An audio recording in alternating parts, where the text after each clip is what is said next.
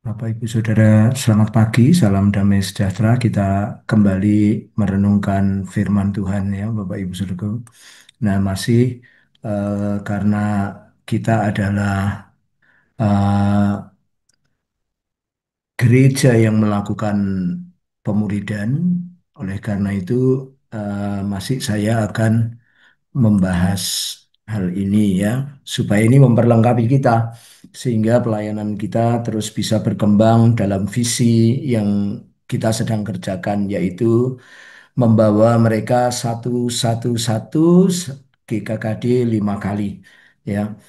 Eh, nah, kemarin kita telah belajar dari anak yang sulung ya, yang telah hidup di rumah rohani bersama bapaknya, tetapi dia tidak dewasa rohani. Nah, sekarang kita eh, itu menjadi sebuah sasaran untuk digembalakan. Itu menjadi sebuah subjek kita untuk kita bisa menolong mereka bertumbuh di dalam Tuhan.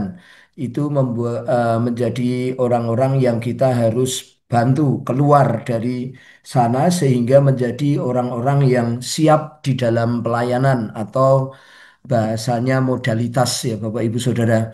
Eh, supaya mereka menjadi modalitas di dalam jemaat, tidak lagi menjadi jemaat biasa. Kalau jemaat adalah orang yang seluruh anggota keluarga gereja ya, lokal, baik aktif, pasif, tua, muda, laki-laki, perempuan, dan seterusnya. Nah, saudara-saudaraku, mereka menjadi modalitas. Nah, mari kita melihatnya ya. Saudara-saudara, modalitas adalah bagian dari jemaat yang telah lahir baru, hidup baru berdasarkan percaya penuh atas otoritas Alkitab dalam iman dan kehidupan, percaya penuh atas penebusan dosa dalam darah Yesus.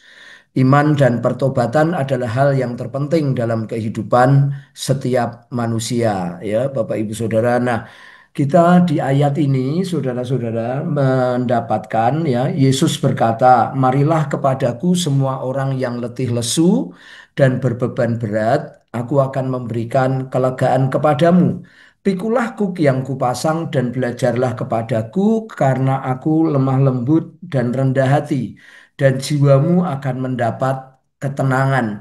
Nah, Bapak Ibu Saudara, kalau kemarin sekali lagi kita mendapat pengertian bahwa orang yang sudah di gereja tetapi dia tidak bertumbuh, tidak menjadi modalitas, bahkan cenderung masalahnya itu bertahun-tahun tetap itu aja. Ya, saudara-saudara, ya dia mutungan, dia suka menghakimi, dia masih berbohong, dia masih juga memiliki kehidupan bersama keterikatan komunitas lama yang cenderung negatif. Ya, Bapak Ibu Saudara, kalau positif tidak apa-apa.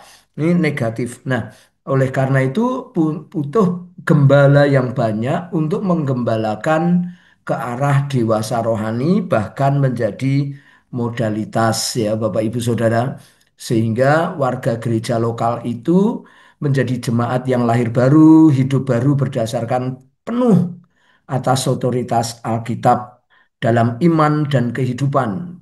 Ya, bukan hanya imannya, tetapi kehidupannya juga mencerminkan percaya penuh atas penebusan dosa dalam darah Yesus, iman dan pertobatannya hal yang terpenting.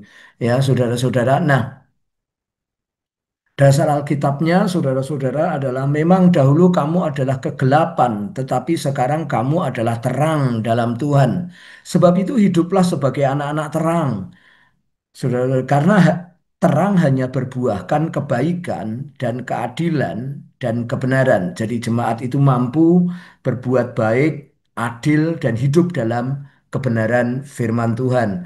Ya, kemudian yang kedua, dan aku, saudara-saudara, pada waktu itu tidak dapat berbicara dengan kamu seperti dengan manusia rohani, tetapi hanya dengan manusia duniawi yang belum dewasa dalam Kristus. Susulah yang kuberikan kepadamu, bukanlah makanan keras, sebab kamu belum dapat menerimanya, dan sekarang pun kamu belum dapat menerimanya. Nah, ini Bapak Ibu Saudara, di sini Paulus menunjukkan bahwa kalau orang modalitas dia hidup di dalam kebenaran, ya, sebagai anak-anak terang yang selalu berbuahkan kebaikan, keadilan, tidak lagi seperti yang kita bicarakan 2 minggu, 3 minggu lalu, ya, saudara-saudara. Dan kemudian Paulus juga bisa berbicara secara nilai-nilai rohani, ya, bukan hanya nilai-nilai duniawi, saudara-saudaraku, tetapi orang yang dewasa di dalam Kristus, ya,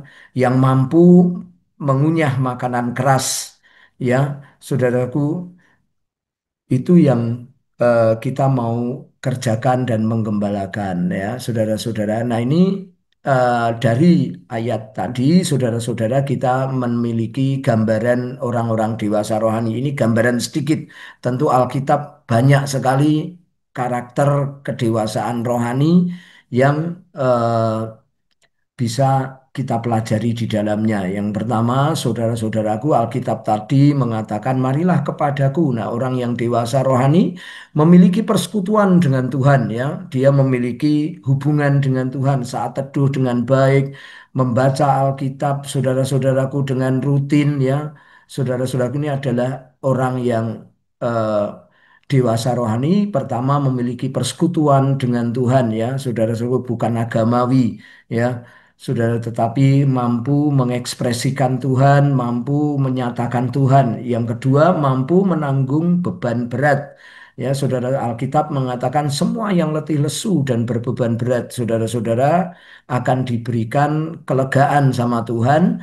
Dan saudara-saudaraku, orang-orang seperti ini mendapatkan teladan dari Tuhan, saudara-saudaraku, menanggung beban yang berat. Orang yang dewasa rohani, dia mampu menanggung beban-beban rohani yang berat, melayani dengan hal-hal yang baik, saudara-saudaraku. Yang ketiga, memiliki kelegaan, kelepasan, penghiburan yang dari Tuhan.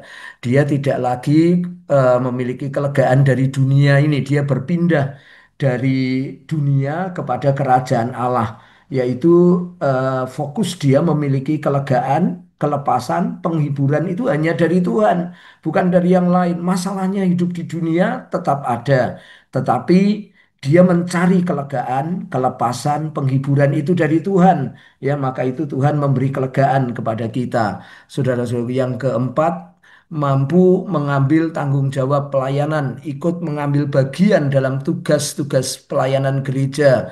Ya, Alkitab berkata, "Pikulah kuk yang kupasang." Saudara-saudara, dia mampu mengambil bagian, mampu punya kepekaan terhadap kebersihan gereja, terhadap mungkin properti gereja, terhadap saudara-saudara seiman yang membutuhkan pelayanannya.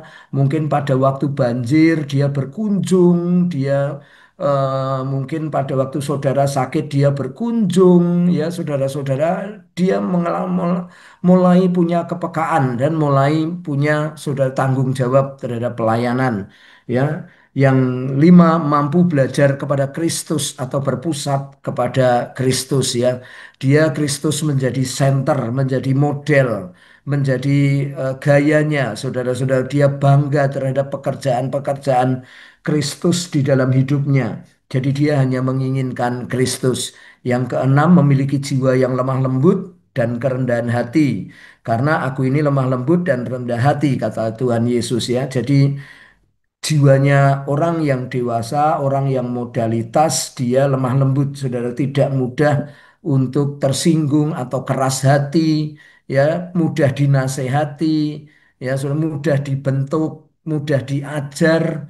Nah, itu adalah orang-orang yang dewasa, orang-orang modalitas, ya, mampu mengambil tanggung jawab pelayanan khususnya kepada jiwa-jiwa.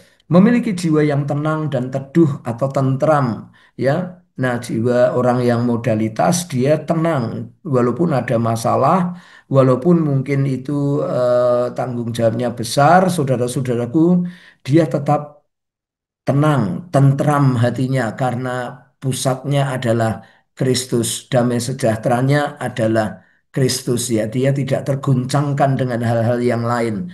Dia tetap tenang, dia tetap mendapatkan ketentraman yang rohani. Nah, bagaimana caranya, saudara-saudara, ya?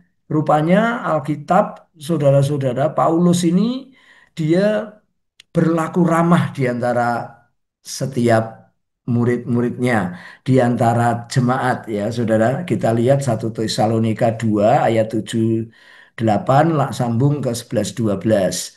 Tetapi kami berlaku ramah di antara kamu sama seperti seorang ibu mengasuh dan merawat anaknya. Demikian kami dalam kasih sayang yang besar akan kamu, bukan saja rela membagikan Injil Allah dengan kamu, tetapi hidup kami sendiri dengan kamu karena kamu telah kami kasihi. Kamu tahu betapa kami seperti bapa terhadap anak-anaknya setelah telah menasehati kamu dan menguatkan hatimu seorang demi seorang dan meminta dengan sangat supaya kamu hidup sesuai dengan kehendak Allah yang memanggil kamu ke dalam kerajaan dan kemuliaannya. Nah, ini kita mendapatkan cara yang pertama adalah berlaku ramah di antara jemaat. Ya, yang kedua seperti seorang ibu, kalau yang wanita sudah mengasuh seperti bapak apa ibu rohani yang merawat juga, saudara seperti kita tahu dalam menggembalakan saudara-saudaraku, ada posko, ada pneumonia, saudara-saudara yang artinya adalah mengasuh dan merawat dalam kasih sayang yang besar. Saudara-saudara kita merawat mereka, mengasihi mereka dalam kasih yang besar. Yang keempat, membagikan Injil Allah dalam hidup kami sendiri karena kamu telah kami kasih. Jadi memuridkan, memberikan firman Tuhan yang rutin, saudaraku, PA dengan rutin ya. Kemudian nomor 5 seperti bapak terhadap anak-anaknya, tadi seperti ibu rohani, sekarang seperti bapak rohani ya. Menasehati kamu, menguatkan hatimu ya, saudara-saudara. Tentu caranya seorang demi seorang ya. Itu lebih efektif untuk terbuka, untuk meneguhkan, untuk memasukkan nilai-nilai firman Tuhan. Yang terakhir meminta dengan sangat supaya kamu hidup sesuai kehendak Allah. Bapak Ibu Saudara yang dikasihi, mari kita melakukan, saudaraku, Alkitab telah mengajarkan kita tidak perlu pengkajian yang sebagaimana, tetapi kita terus akan membuat jemaat menjadi modalitas di dalam Tuhan. Ya, mereka bergerak, mereka melayani, mereka punya kepekaan rohani, mereka tidak hidup lagi dengan cara-cara yang dunia atau hidupnya, tetapi hidup dengan cara-cara kerajaan Allah. Mari kita berdoa.